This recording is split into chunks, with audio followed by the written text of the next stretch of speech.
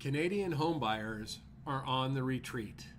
At least that's what the article in Inman News said this week. The title of the article was Trump Tariff Policy Has Soured Canadian Interest in U.S. Properties. And quite frankly, I think the article's a bit sensational. It's not so much Trump tariffs. It's all sorts of things are leading to the withdrawal of Canadian buyers. And when we talk about the withdrawal of Canadian buyers, Canadians mostly buy in Florida. And so Florida is seeing a huge withdrawal of Canadian buyers, and it's having an impact on that market. Now, when we talk about how big a deal is this, well, year-over-year demand from Canadians for U.S. properties is down nearly 20%. 20%, they're pretty big, they're a strong influence in our housing market.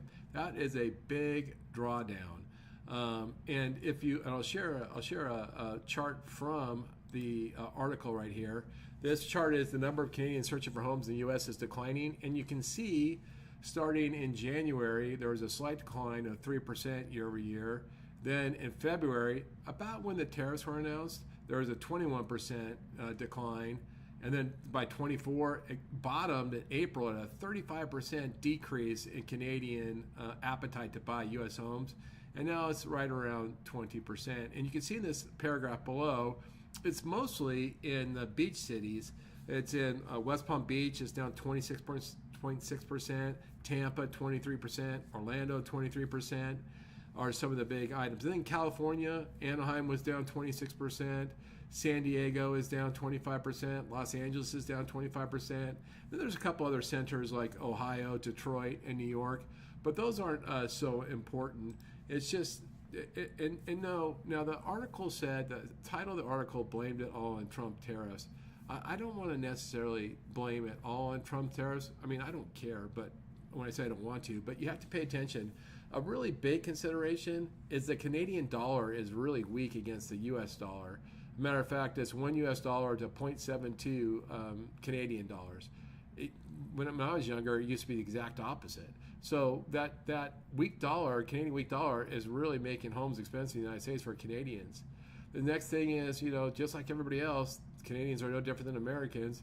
They're scared of these insurance premiums and HOA fees and property taxes, all which are going bananas in Florida, as well as California, and so they're leery of going in there. And then, the article cites climate change. I don't know if we call it climate change. Let's just say, all these different, weather events, whether it could be wildfire events, earthquakes, hurricanes, all these extreme events makes ownership riskier and more expensive.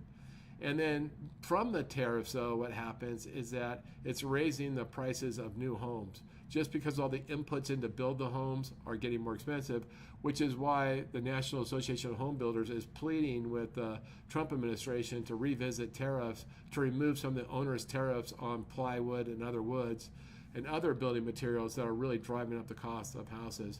And then, of course, undeniably, there are Canadians that are angry at the U.S. and don't want to buy property here. They feel like we've turned our backs on them a little bit. And so there is our psychology there. But all that leads to 20% less appetite for Canadians to buy homes.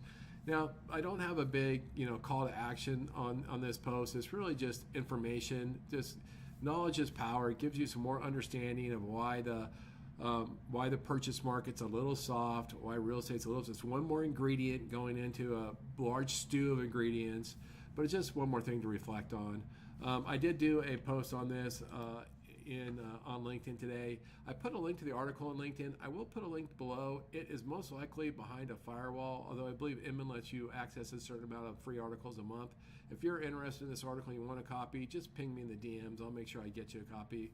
With that, I really appreciate you giving me a few minutes of your time today. I hope you're having a great day. I look forward to talking again soon.